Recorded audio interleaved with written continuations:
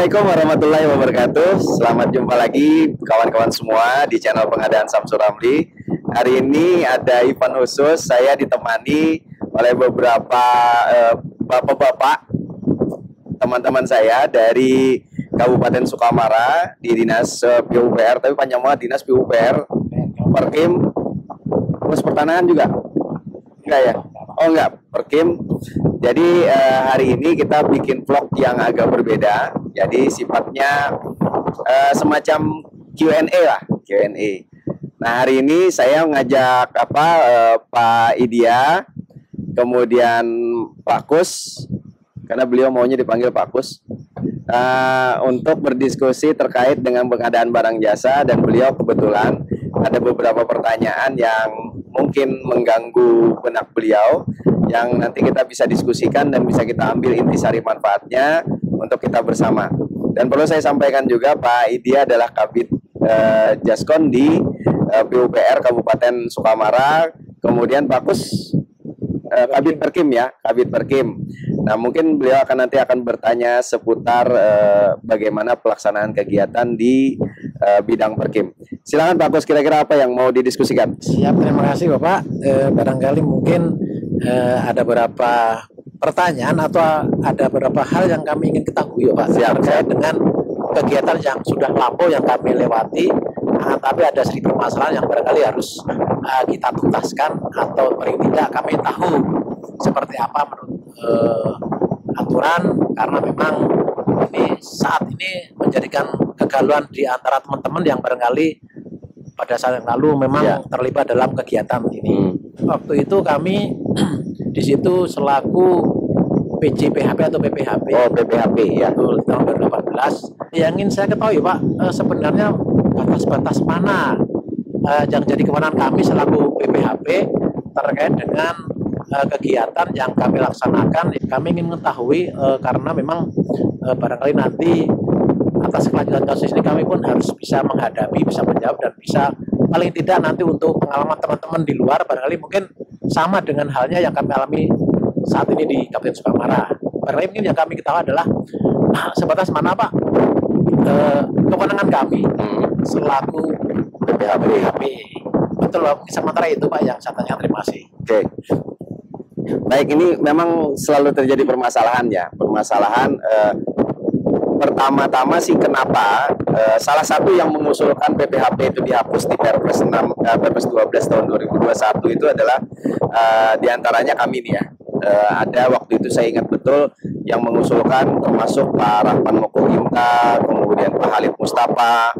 Itu di dalam serap aspirasi kami mendorong untuk dihapuskannya PPHP. Kenapa seperti itu? Karena PPHP ini cenderung di perjalanan kemudian menjadi polemik gitu. Jadi pertanyaan mendasarnya sebenarnya yang sering ditanyakan ya, ini mungkin termasuk pertanyaan dari Pak Kus juga. Apakah PPHP itu sifatnya administratif atau sifatnya juga sampai administratif dan teknis? Nah, perlu kita urai ini.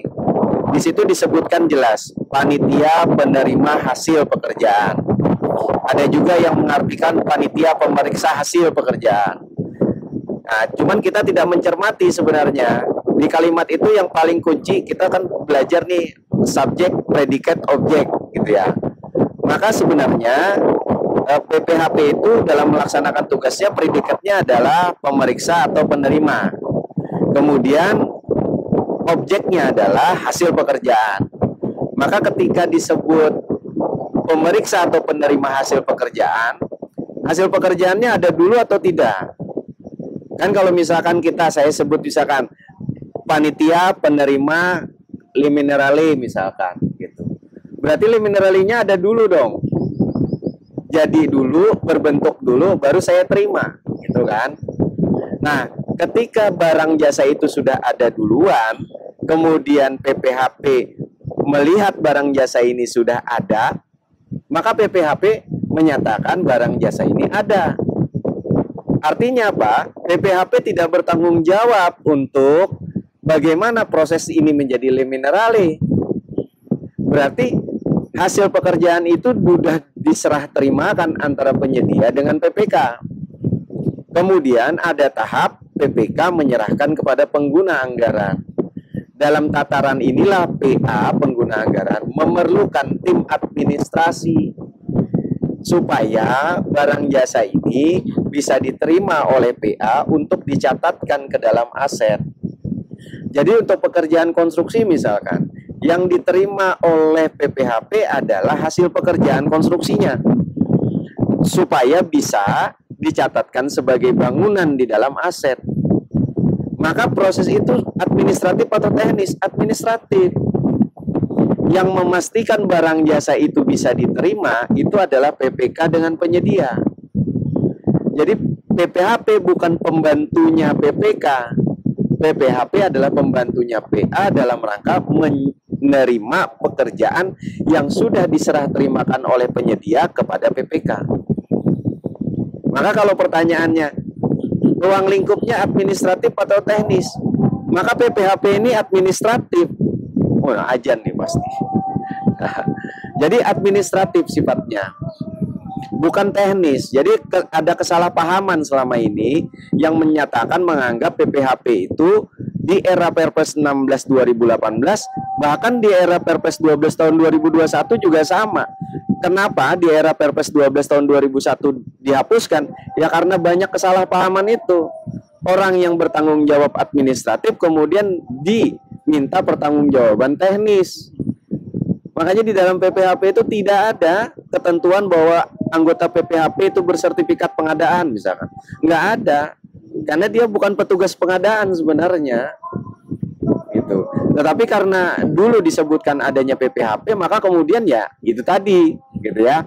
Nah, jadi saya bisa nyatakan saya sudah banyak menuliskan tentang PPHP ini. Tetapi secara kesimpulannya, PPHP itu adalah petugas yang hadir, yang ada setelah hasil pekerjaannya diserah terimakan. Berarti dia ada setelah barang jasanya ada. Ya kalau saya bisa analogikan itu, PPHP ini hanya petugas pencatat akta kelahiran setelah anaknya lahir. Dia sendiri tidak perlu sebenarnya ketemu sama anaknya. Bahkan tidak perlu melihat barang jasanya itu ada atau tidak. Yang penting secara administratif barang jasa itu sudah sah secara administratif diterimakan sebagai aset.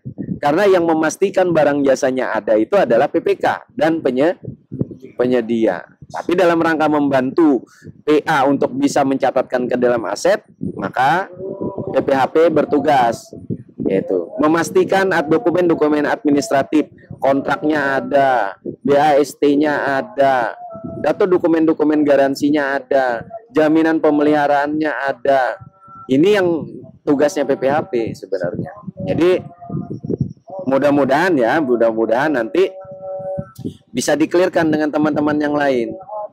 Makanya dari itu Perpres 12 tahun 2021 senang banget saya. Karena apa? Udah hapusin aja PPHP itu. Tetapi PPHP itu bukan berarti tidak ada.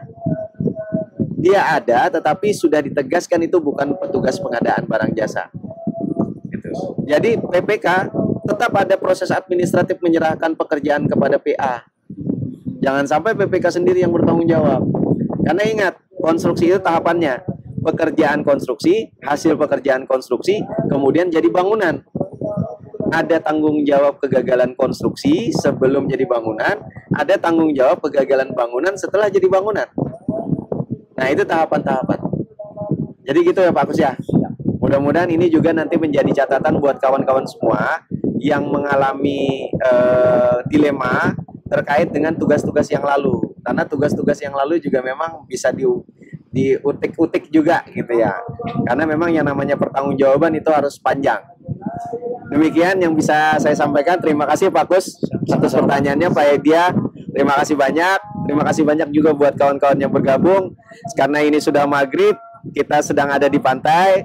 Saya ucapkan salam pengadaan. Wabillahi taufiq wal hidayah. Wassalamualaikum warahmatullahi wabarakatuh. Waalaikumsalam warahmatullahi wabarakatuh.